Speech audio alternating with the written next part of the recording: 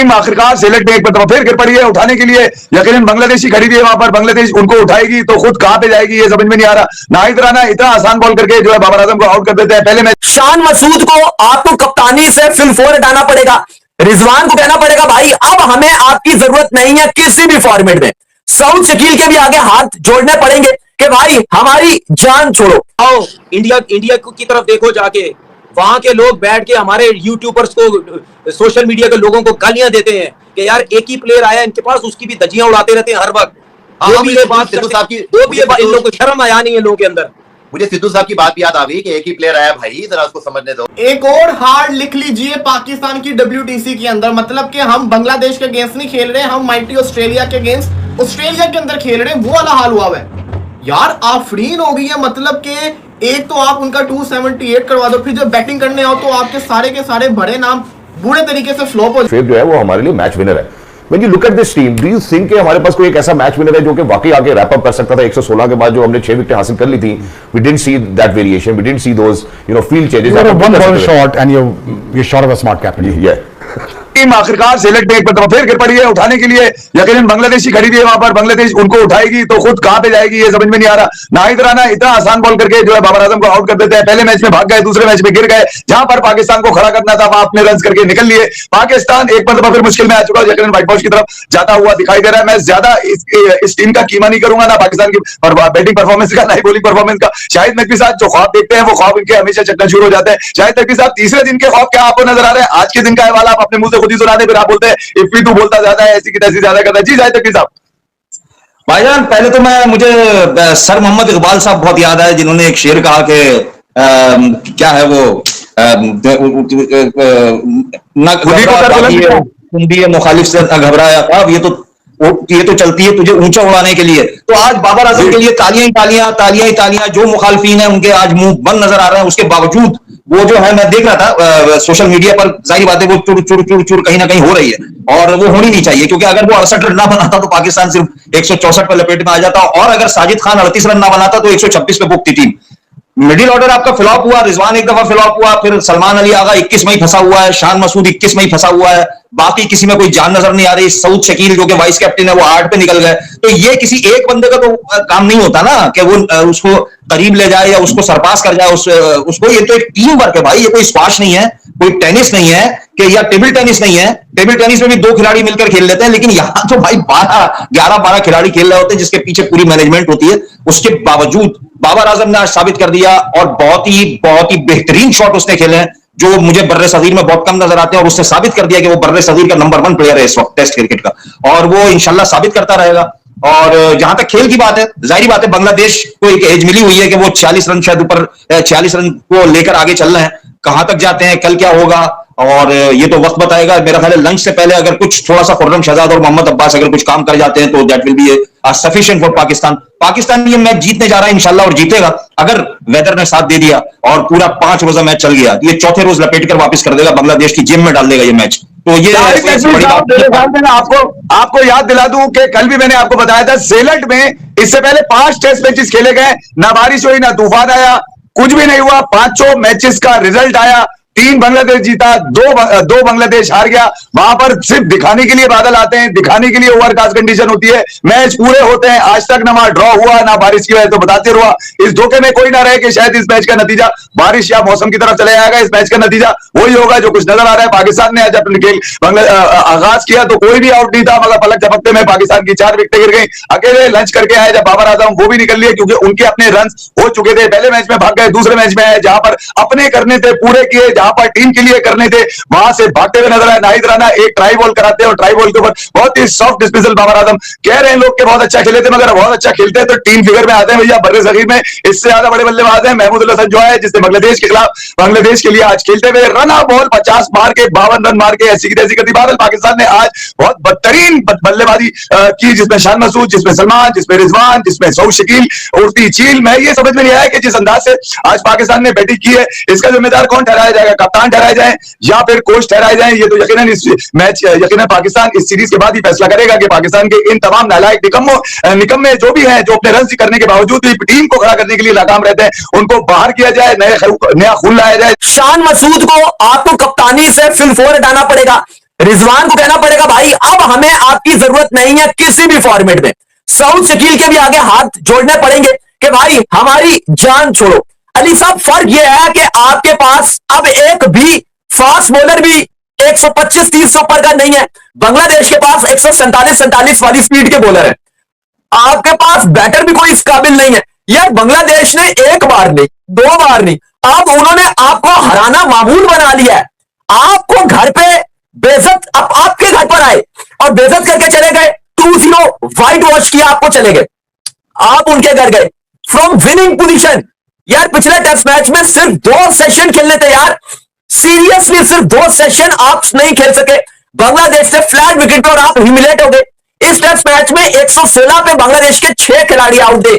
आप लिटन दास से 278 खा गए और अब आपका यह हाल है कि बाबर और साजिद के अलावा किसी एक बैटर ने आपके लिए कुछ रन नहीं बना के दिए और आप दोबारा सेकंड इनिंग में बांग्लादेश आपके मुंह के ऊपर 156 रन बोर्ड पे लगा चुका है, 156, और नजर आ रहा है कि आप कभी भी आपसे 4th इनिंग में बैटिंग ही नहीं होती।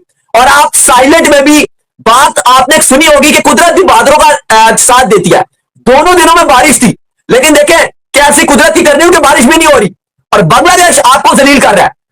यानी कुदरत भी आपको नहीं बचा रही क्योंकि आप डरपोक हो, आपकी नीयतें खराब नहीं है, आपकी नीयतें खराब है। क्या वक्त होता था कि पाकिस्तान के पास जो है एक पेस अटैक हुआ करता था कि पाकिस्तान से लोग डरते थे, जिनके पास शुएब अख्तर है, इनके पास वसीम अकरम है, इनके पास वकार यूनुस है, इनके पास मोहम्मद आसिफ है, इनके पास मोहम्मद आमिर है, और क्या क्या बॉलर थे यार, स्पीड पे कोई कंप्रोमाइज नहीं था। मार पड़ी तो पड़ी, लेकिन अगला एक बार डरता जरूर था कि यार इनके पास या तो बहुत क्वालिटी बॉलर है जो बहुत अच्छा टर्न करते हैं या तो बहुत पेस है इनके पास। लेकिन अब मजे की बात यह है कि आपका एवरेज जो स्पीड है इस पूरे जो तीनों ने मिलाकर किया इस टेस्ट मैच में 135 से ऊपर एक बॉलर भी नहीं है। बॉल करता है, स्पीड आती है 128, 127। बांग्लादेश का बॉलर बॉल करता है, स्पीड आती है 140, 145। शर्म आ जाती है ये देख कर कि यार स्पीड कितनी मायूस कुन है।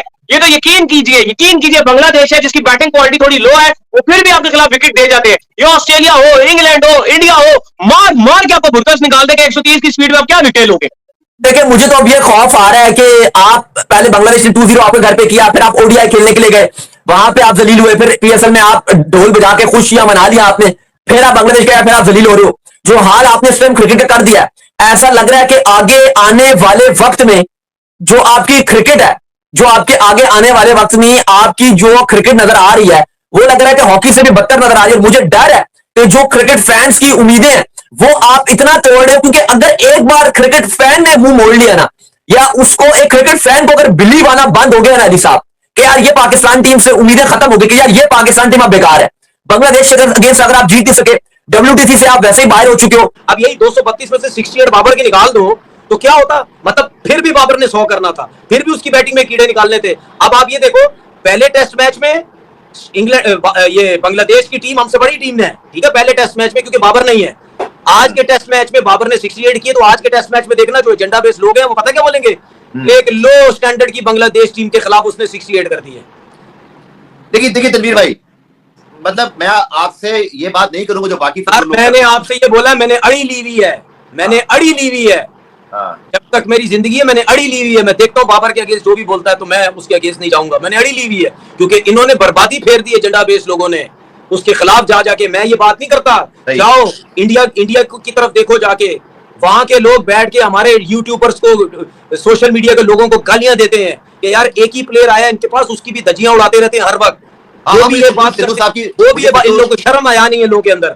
मुझे सिद्धू साहब की बात भी याद आ गई कि एक ही प्लेयर आया भाई, जरा उसको समझने दो, खेलने दो। ये बात आपको याद है वर्ल्ड कप के दौरान, पिछले वर्ल्ड कप में उन्होंने की थी यार। सुन ले, आज जो लोग जिनके बलबूते पे बातें कर रहे हैं ना, ये जो बड़े बड़े हैं आजकल के दौर में, ये बड़े सुपरस्टार होते हैं ना, मैं देखता कितने बड़े सुपरस्टार कोई बनते आजकल के दौर में, ठीक है। हर इंसान अपने दौर का सुपरस्टार होता है, लेकिन जो आजकल का दौर इतना गंदा, सोशल मीडिया जरा सा बोलो पीछे पड़ जाओ, झंडा चलाओ उसके पीछे पड़ जाते हैं, पूरी चैने बिछाते हैं, पूरे दायरे बनाते हैं उड़ाने के लिए। ये आजकल के दौर में अगर कोई और सुपरस्टार होता तो मुझसे पूछो, मैं कहता यार पता नहीं वो सुपरस्टार बन पाता या नहीं बन पाता। क्यों आपके पुराने जितने भी लेजेंड्स है वो ये नहीं बातें करते रहे कि यार अखबारें देखना छोड़ दो, टीवी देखना छोड़ दो?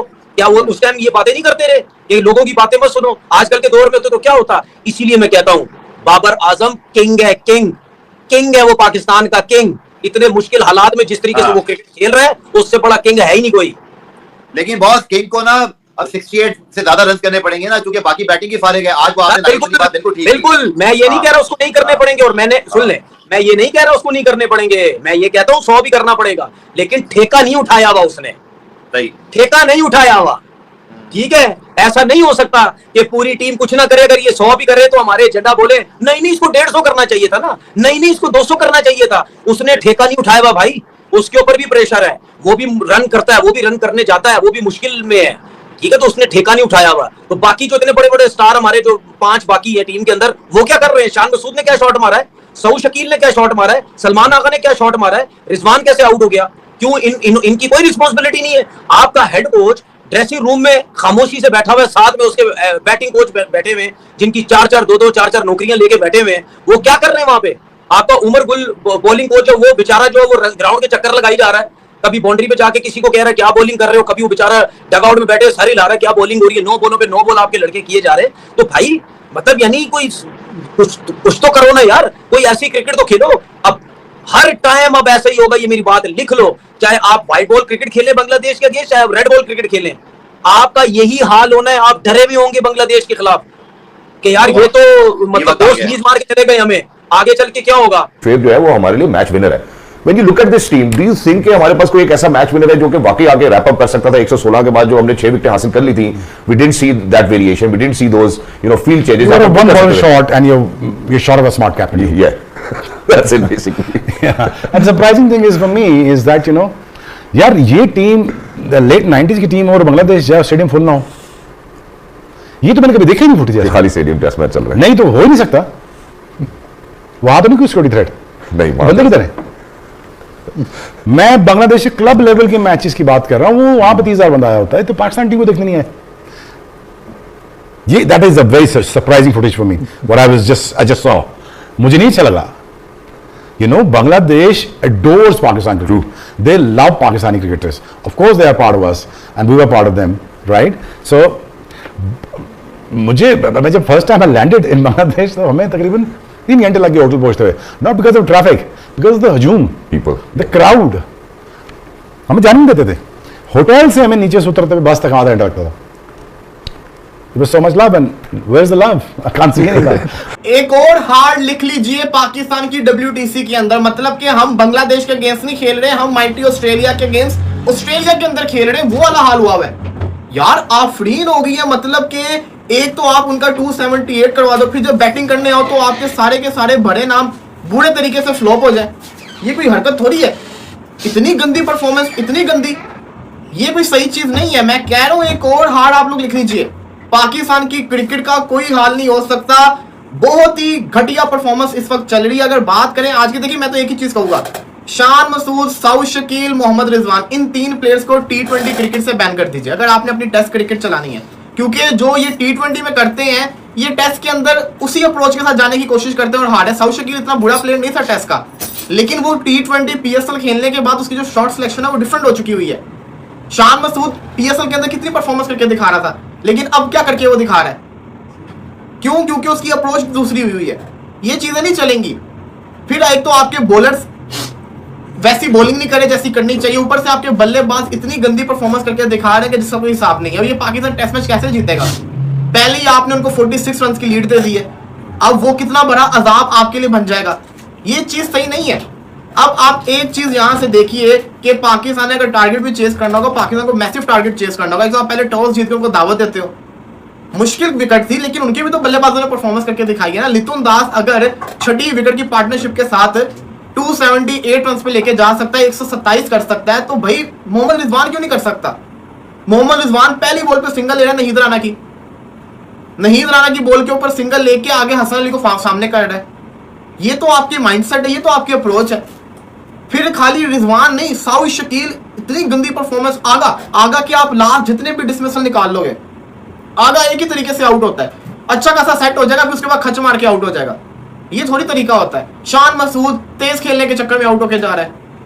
मैं आपके नए लड़कों की तो बात ही नहीं करूंगा, उनको तो टाइम देना पड़ेगा, लेकिन जो आपके पुराने परफॉर्मेंस करके दिखा रहे हैं, इंतहा की घटिया परफॉर्मेंस करके दिखा रहे हैं।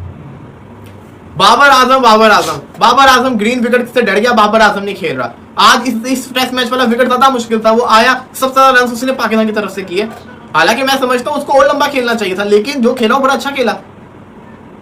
पता चल रहा था कि वो वापस अपने रिदम के अंदर आया हुआ है, हर शॉट उसके पास ऐसी ऐसी प्यारी शॉट उसने खेली है। फिर नहीद राना की आप यहाँ पे क्रेडिट देते नहीद राना को। नहीद राना 150 से बॉल करता है, 149 से करता है, उसके बाद एक उसने स्लो वन मारा और बाबर से जज नहीं हुआ, कैच निकल गया। तो नहीद राना जैसा बॉलर हमारे पास क्यों नहीं है?